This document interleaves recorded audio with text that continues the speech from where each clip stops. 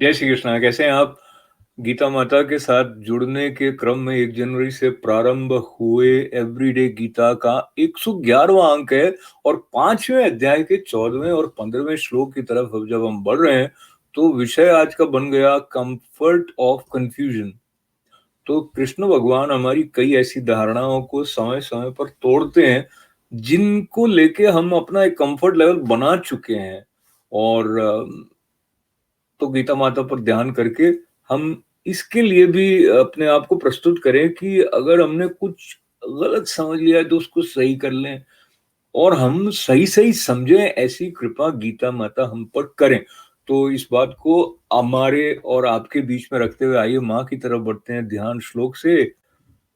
पार्थाय प्रतिबोधितां भगवता नारायणेन स्वयं व्यासेन ग्रथितां पुराणमुनिना मध्ये महाभारतम् अद्वैतामृतवर्षिणीं भगवतीम् अष्टादशाध्यायिनीम् अम्ब त्वामनुसन्दधामि भगवद्गीते भवद्वेषिणी। तो गीता माता जो हैं उनके पास जाने के लिए अर्जुन जी की मेधा भी हमारे भीतर विकसित हो, ऐसी भी प्रार्थना। और इस प्रार्थना का अर्थ ये हुआ कि हमारे भीतर जिज्ञासा हो। अगर हम जैसे हैं वैसा ही अपने आप को सही मान लेते हैं तो फिर हम कृष्ण भगवान की सुनेंगे ही क्यों। तो ये जो श्रद्धा का भाव है वो हमारे भीतर जागृत हो जाए, ऐसी गुरु कृपा हम पर हो, ये प्रार्थना करते हुए आज के बहुत महत्वपूर्ण और हमारी कई धारणाओं पर प्रश्न चिन्ह लगाने वाले 14वें श्लोक की तरफ बढ़ जाते हैं।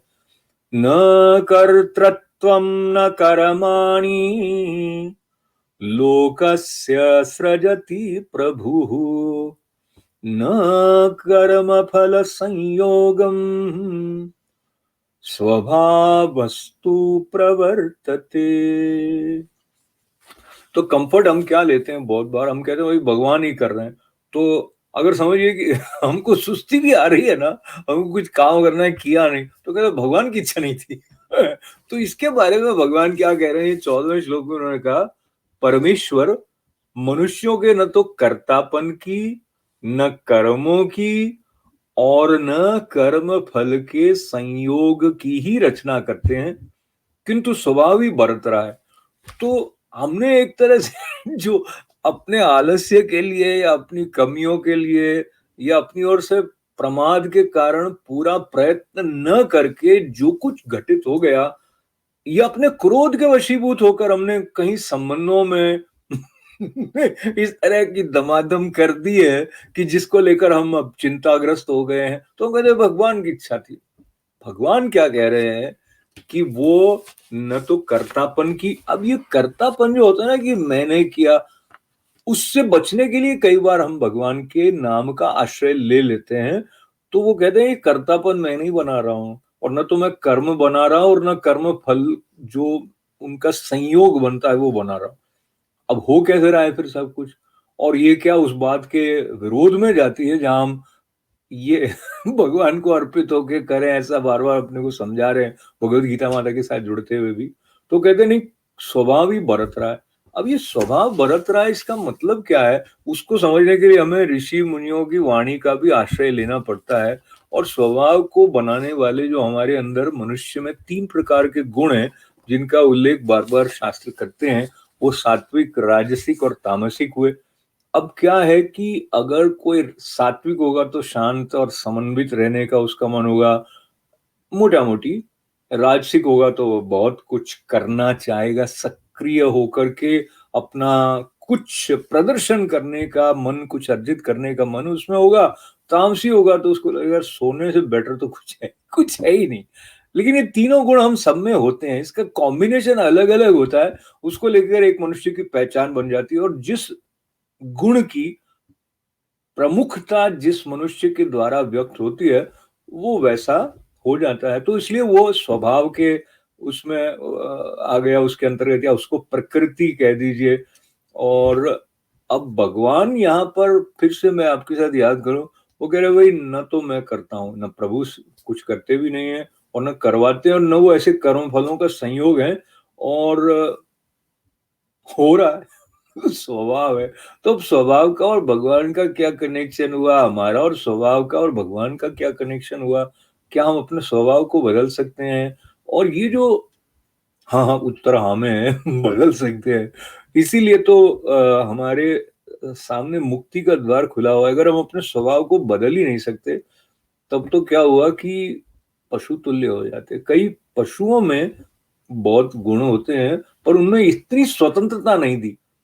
अगर हम ये मानकर चले कि सब भगवान ही करने वाले एक सेकंड के लिए, तो फिर हमारी तो कोई मतलब बात ही नहीं हुई ना। तो एक तरफ तो ये भी कह रहे हैं कि भाई अहंकार मत करो, लेकिन दूसरी तरफ ये भी कह रहे हैं कि आपकी जो महिमा है, उसको प्रकट करना है तो अपने स्वभाव को समझना है और उसके अनुसार आचरण करना है। अच्छा, अब ये जो 15वां श्लोक है ना, उसको भी थोड़ा-सा स्पर्श करते हैं। उसमें ये बात बात और है, जो हम कम्फर्ट ले लेंगे, ऐसा करेंगे तो भगवान पाप दे देंगे या पुण्य दे देंगे या पुण्य लगेगा वगैरह।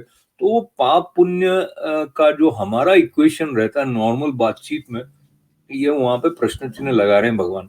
तो थोड़ा ध्यान से इस 15वें श्लोक 5वें अध्याय के को देखते हैं। नादत्ते कस्यचित् पापम न चैव सुकृतं विभुः अज्ञानेनावृतं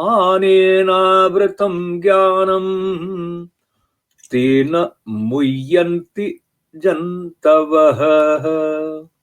सर्वव्यापी परमेश्वर भी विभु न किसी के पाप कर्म को और न किसी के शुभ कर्म को ही ग्रहण करते हैं, किंतु अज्ञान के द्वारा ज्ञान ढका हुआ है।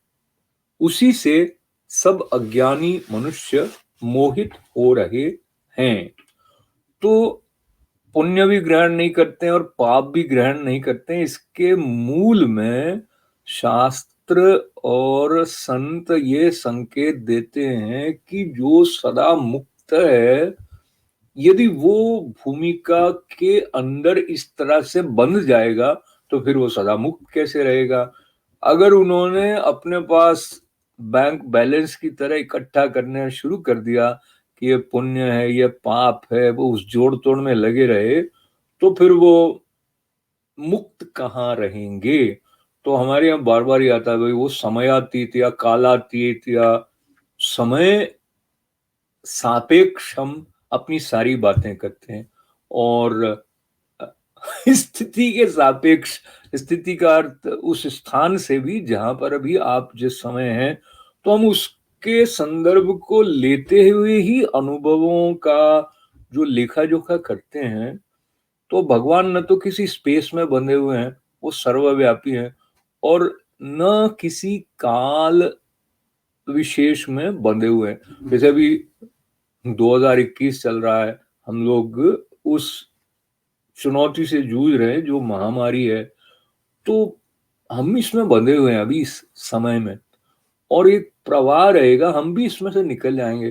पर भगवान न तो किसी बहुत बड़ी उपलब्धि में फंसे होंगे, न किसी ऐसे अनुभव के समुच्चय में जो कि मानव मात्र के लिए चुनौतीपूर्ण है।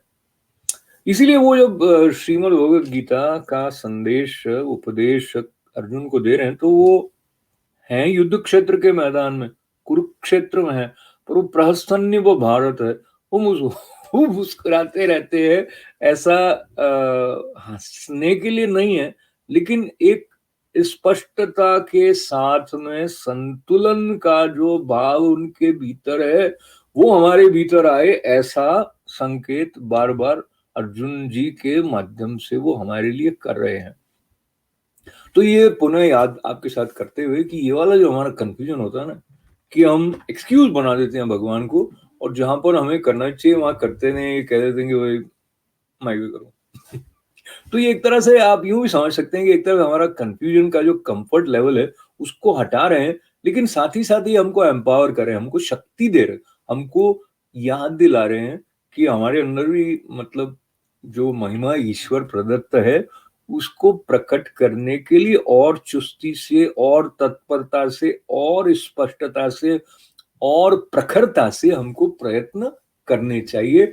और प्रयत्न करते करते भी अर्पण का भाव होने से हम भी मुक्त रहेंगे। तो बहुत सारी बातें श्रीमद् भगवद गीता में जैसे-जैसे हम उसको खुलकर देखेंगे तो पता लगेगा हमने जैसे समझ के रखा हुआ है और चूँकि वो हमारे कम्फर्ट लेवल में आ गया है, तो उससे हटने में हमको तकलीफ होती है। पर तकलीफ तो अर्जुन जी को भी हुई होगी ना, उन्होंने जब एक बार कह दिया था कि मैं अपना धनुष उठाऊँगा नहीं, मैं तो ये युद्ध करना चाहता नहीं हूँ।